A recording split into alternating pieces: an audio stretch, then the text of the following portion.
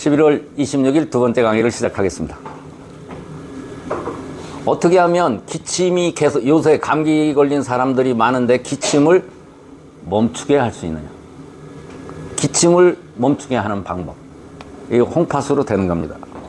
어떤 사람이 기침을 멈추게 하라고 그랬더니 눈하고 코에다만 뿌리는 거예요. 그 기침이 안 멈춘다고 그러는 거예요. 근데 입에다 어떤 우리 식구 한 명이 밤에 전화가 왔어요. 형님, 저기 내가 기침 때문에 아주 죽었어요. 그래서 홍파수 뿌려라 그랬더니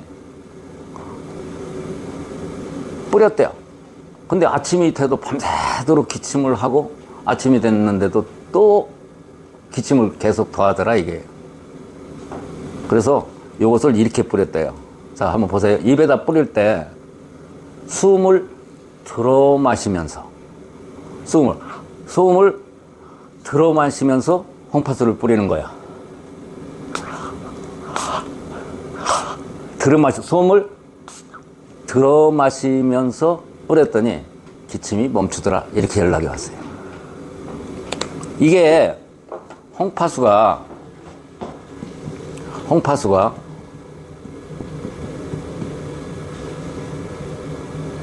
분명히 바이러스를 내쫓던지 잡는 역할은 틀림없이 합니다. 그런데 이게 우리가 홍파수를 바이러스가 몸 밖에 있을 때, 몸 밖에 체외에 있을 때는 얘가 내쫓거나 틀림없이 잡아요.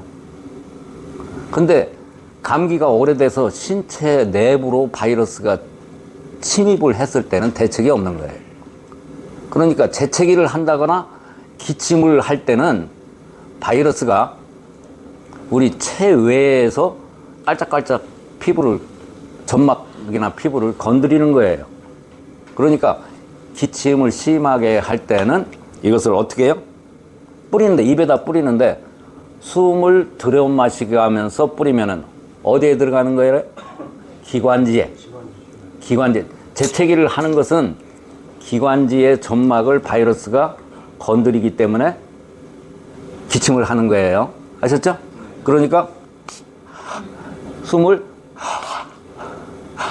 들여 마시게 하면서 하면은 기침이 바로 멈추더라. 저도 잠깐 기침이 나오는 것 같아서 어제 그렇게 했고, 제 고등학교 동기 상구도 기침이 심하다고 그래서 그렇게 하라고 했더니 멈췄어요. 어떻게 하시는지 알겠죠? 예.